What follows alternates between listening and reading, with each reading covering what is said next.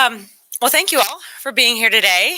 And I'm really excited because this weekend, Michigan voters made history, turning out in massive numbers to cast their ballot at an early voting site. In the first 2 days of statewide early voting, more than 250,000 citizens made their voices heard, a number that far exceeded the expectations of state and local election officials. And while we were surprised by the large turnout, it was a very pleasant surprise.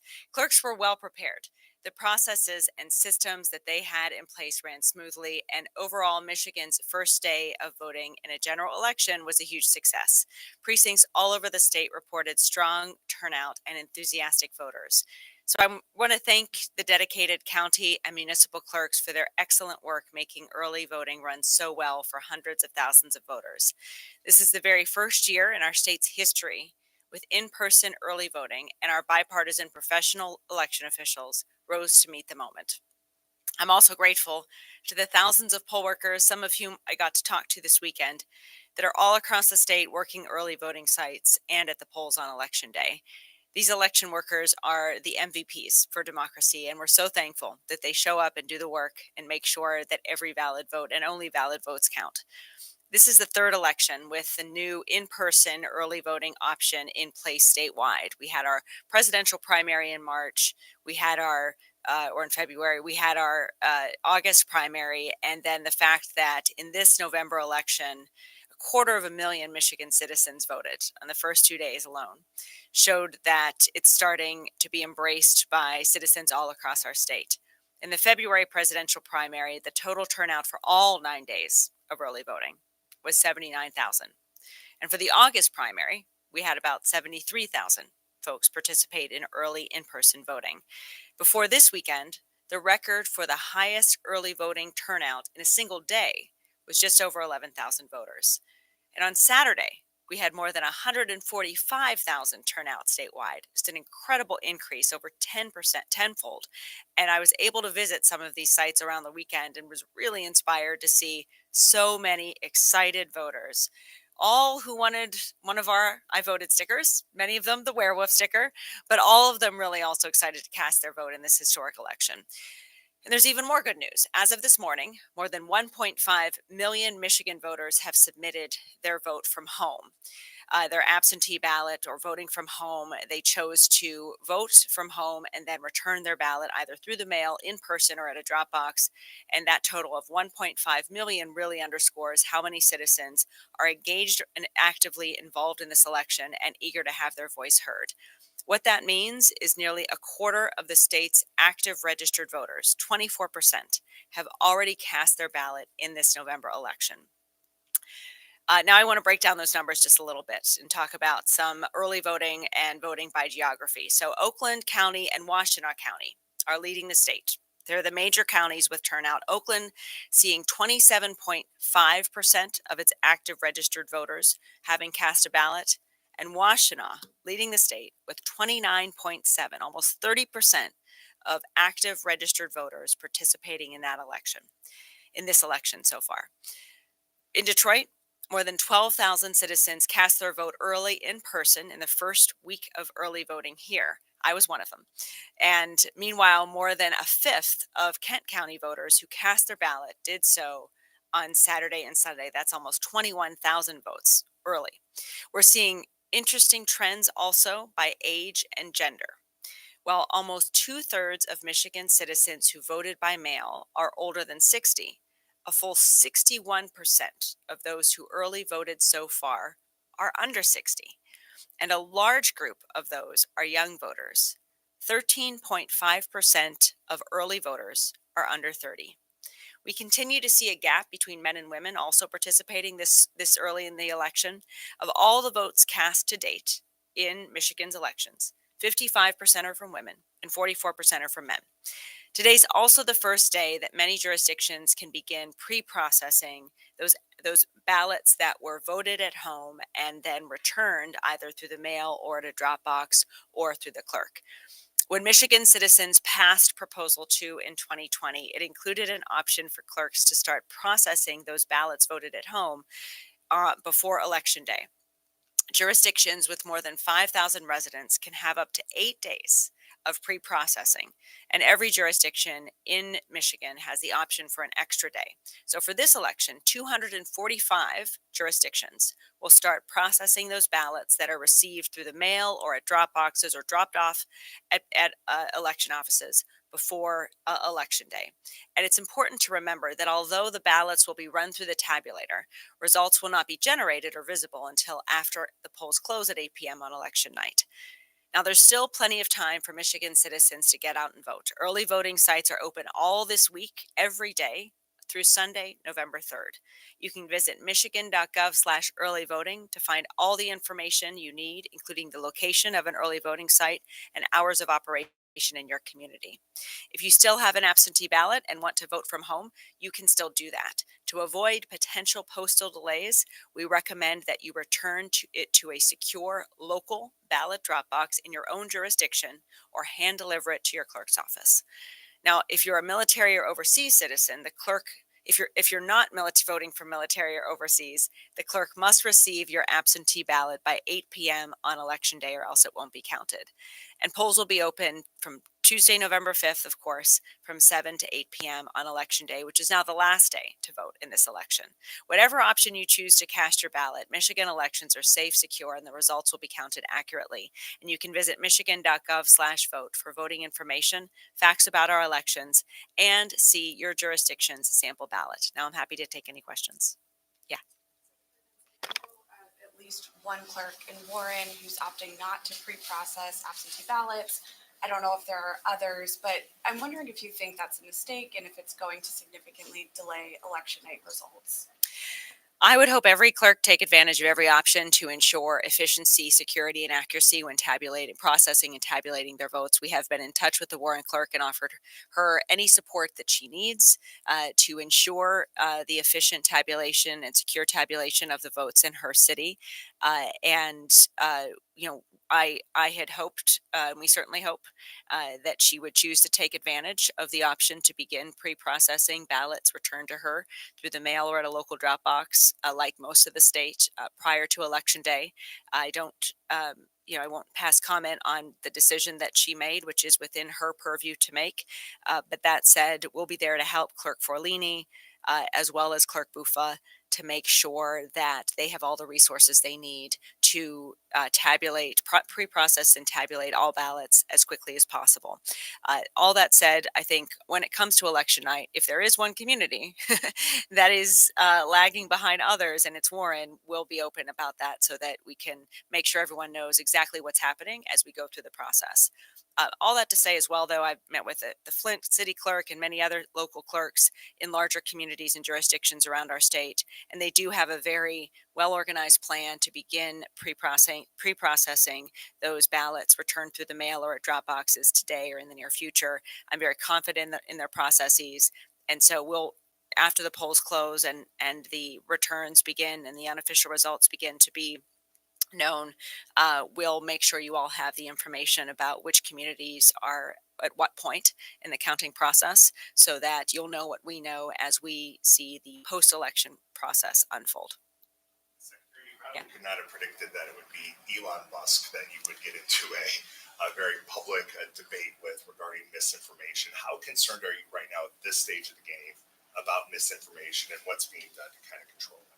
Well, we're certainly seeing an uptick in people either with sizable influence in platforms like Mr. Musk or others using those platforms to try to sow seeds of doubt and cause suspicion about what is a very secure and transparent process. We hope that in particular, well, I would have hoped that someone as influential as Mr. Musk would use that influence to help spread actual factual information about our elections. We hope others will choose to do that, and some have. But for every citizen, you can go to michigan.gov/election facts to see all potential conspiracy theories put to rest through the facts and the details of what we do to protect the security of our elections. And really encourage all citizens to seek out multiple and trusted sources of information, and also to be prepared for an uptick in misinformation and confusing statements and allegations to occur in the days ahead.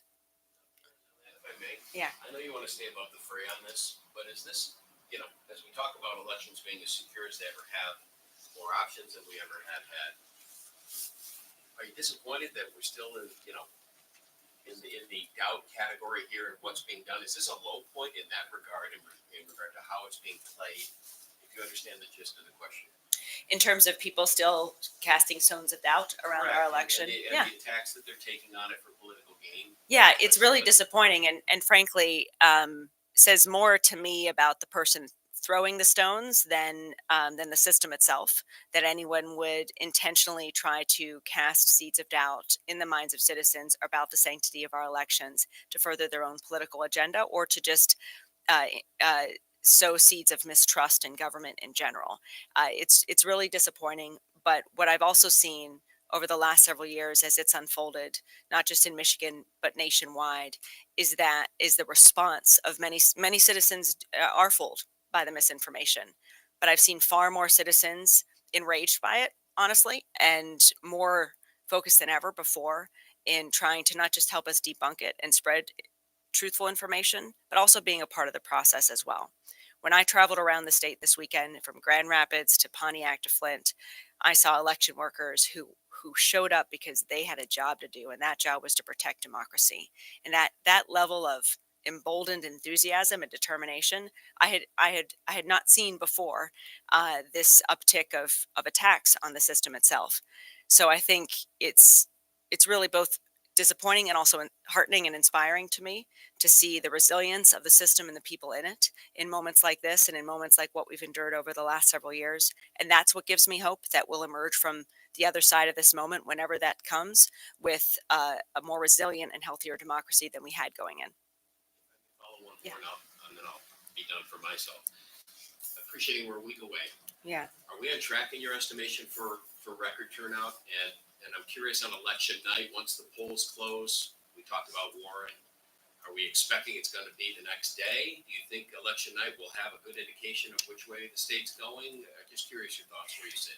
Yeah, a couple things. One, in 2020, it was a close election, and we knew within 24 hours of the polls closing on late in the day on Wednesday what the unofficial results were.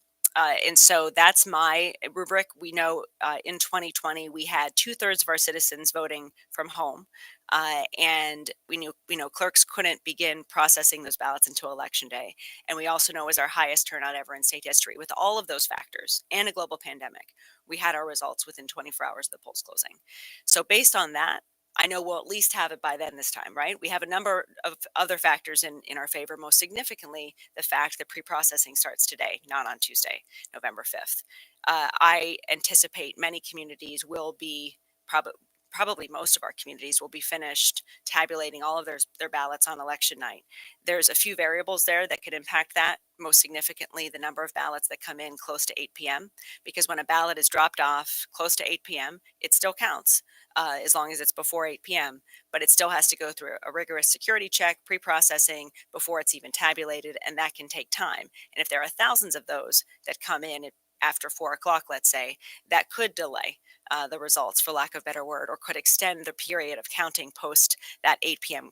Closure of the polls. So that's one of the biggest variables that's outstanding. What we know is that also more ballots are being returned early than at this time in 2020. And now with those ballots being able to be pre-processed now, that gives me a lot of optimism that we could have results sooner than end of the day on Wednesday. But we're anticipating sometime between when the polls close and end of the day on Wednesday will be when we see the full unofficial results. The other variable that will affect that, of course, the closeness of the races. And if races are particularly close, there may be recounts and other things that unfold in the days that follow that keep us in the unknown column.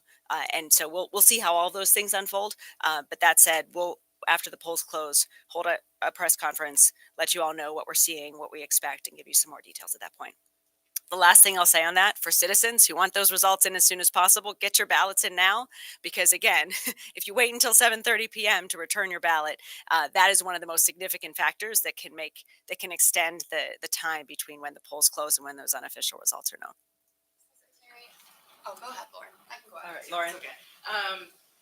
Another conversation I'm constantly hearing is that, are you anticipating any challenges? A lot of people have the visual of, several elections ago when people were banging on the doors and the windows and there was a lot of intimidation. Are you anticipating that again, or any sort of challenges? as I go out and I talk to people as well, they're like, what if this happens again? Yeah, we hope for the best, but plan for every contingency. In fact, after our conversation here today, I'm going to be heading to Huntington Place to do a walkthrough of the plans in Detroit for the absentee counting board. So yes, we are working with MSP and the Attorney General's office, as well as the Detroit Police Department and many others, and the Detroit City Clerk, to be prepared for anything and to protect our election workers. I'm glad we have more laws than we had in the past to make it clear it's a crime if you threaten an election worker in their line of work. We also want to continue encouraging transparency. So we invite observers from both parties to watch and observe within the confines of the law. So we'll be monitoring all those pieces. I was in Flint and a few other places, Muskegon, to just look at how their plans are and do a similar walkthrough and assessment. Overall, I'm optimistic and hopeful that people will understand there's no upside to disrupting our elections. We have security provisions in place to make sure we protect our workers and we protect the votes of every Michigan citizen. We saw those security protections ultimately prevail in 2020, and I'm optimistic, of course, that they will again this time. And that's why we hope people will just simply choose not to disrupt the process and allow the voices of Michigan citizens to be heard. Yeah. Secretary, I have a question from a local voter that reached out to me this morning. It's an interesting question. I haven't heard of this before. They recently voted absentee in one of our cities, and they said that they got a call from San Jose saying that their ballot was voided. So they went to their city hall, and their city hall said that their signature didn't match the one that the state had on file. And they actually told them it was because their driver's license was renewed in the last year, and it's so small on the new driver's license that this is a problem people are having who just got their driver's license renewed. They had to go through the process again at City Hall, and they weren't able to vote. But is this a problem that you've seen so far? Well, we know no, not with that level of specificity and detail. But what I will say is what that illuminates to me is that clerks are being very rigorous in checking the signatures of the ballots that are sent in, and they should. We want to make sure that's the ID check. That's how we ID and validate to ensure that it's a valid ballot and should be tabulated, cast by an eligible voter. So what that story illustrates to me is the rigorous signature check that's in place, and that the clerk did what they're supposed to do, which is contact the voter and give them an opportunity to cure it and make sure their ballot is counted. I have one more question Mhm. because this voter asked me to ask it. Mhm. Their worry is, what about people who don't answer that call from San Jose? Yeah. Because we are getting so many phone calls right now. Mm. What would you want voters to know? Because they said they got a couple and they were blocking it, thinking it was spam. Well, a couple of things. One, you can go to michigan.gov to check if you're voting from home and you're returning your ballot through the mail, you should go to michigan.gov/vote to confirm that your ballot was received. And if you have any questions, contact your clerk proactively to just confirm that it was validated and counted. Everyone can do that. And certainly also clerks will reach out directly to voters if there is an issue. And so on that note, also be open to hearing from your clerk if they do contact you with any sort of question. Many clerks will try not just calling but emailing if they have other information about the voter. So we know democracy is a team sport and we need to work together, especially if you're voting from home in that way. And michigan.gov/vote can be a great starting point to just confirm that your ballot was received and counted. Or if you see anything awry, contact your clerk to find out what's wrong. Okay. Secretary Benson, I've heard reports of long lines at the early voting sites this weekend, 2 hours in Rochester, an hour in Southfield. Did you hear from any local clerks that voters were leaving those lines and not able to vote early as they had hoped to? No, people who showed up the first day of voting were probably so excited that they showed up as soon as they could to vote early that I don't think they would leave. I didn't hear any reports of people leaving. So it's strange because oftentimes long lines on election day are something we want to avoid, and that's why we encourage people to vote early. Long lines the first day of early voting, which I saw personally every single early voting site I went to in Ann Arbor, in Pontiac, in Flint, and in Grand Rapids yesterday. All throughout the day were really almost celebratory lines. There were people who were so excited to cast their ballot in this election that they were happy to wait. They were happy to talk amongst each other and sort of celebrate the moment of being part of a historic day for our state as well. And so it's a very different dynamic than on the last day of voting, where there's more anxiety and people have limited time. follow-up, do you expect the lines to be shorter in the subsequent days of early voting? We'll see if the line. I mean, yes, we saw 145,000 people participated on Saturday. 105,000 citizens voted on Sunday. So we may see a dip throughout the week. We may see an uptick again next weekend. So we'll see. I mean, this is one of the benefits, I guess you could say, of data collection in this very first presidential election with early voting in place. We're seeing just how enthusiastic citizens are. I actually think we'll probably potentially see longer lines on Saturday and Sunday because what we observed in early voting in February and in August was the last 2 days of early voting were the highest turnout days. And what this may also predicate or suggest is we'll also see a lot of turnout on the last day of voting as well. So all of that will be ready as it unfolds. And I think our clerks, what we saw on election day is how our clerks met that moment, that even with the long lines, people went through efficiently. The process went well. People were joyful in casting their ballots, however they were choosing to vote. And so I think we'll continue to see that play out throughout the days ahead. So it's been noted that there's been issues with the programming of the bats, with specifically Yes. from Dominion. Mhm. Why was that only caught in the past few days, and why can't it be fixed? I saw the release. Yeah, this is a nationwide issue with Dominion voter access terminals in the counties that use them. And the voter access terminals, of course, not all the machines, just the ones that are accessible, have an issue with the straight party voting and a programming issue that's again affected the machines nationwide. And I think all of us that use Dominion machines were unhappy to learn about this during the testing period and as early voting began. So we're working with Dominion to seek accountability on that front, and also are working with our clerks to ensure voters are aware of this programming issue that will require them to ensure they are voting every section on the ballot. Bigger issue in Michigan because we do allow voters to cross over in ways that a lot of other states don't. Because we have straight party, it's not struck me as I've talked to my other colleagues in other states. They're just as upset about it as we are. So yeah, or surprised, I think. Yeah. We have an online question for you here. Okay. Kyle, can you please state your name and organization, please? You wanna Hello, just- this is Kyle Lynn, the editor. Hi, Kyle. Hey, thanks for taking the question. I appreciate it. I know you addressed the Warren clerk just a minute ago, but are there other municipalities that you are aware of where they are not doing the pre-processing of the absentee ballots? No. Just her. Okay, thank you. Then I have one more question.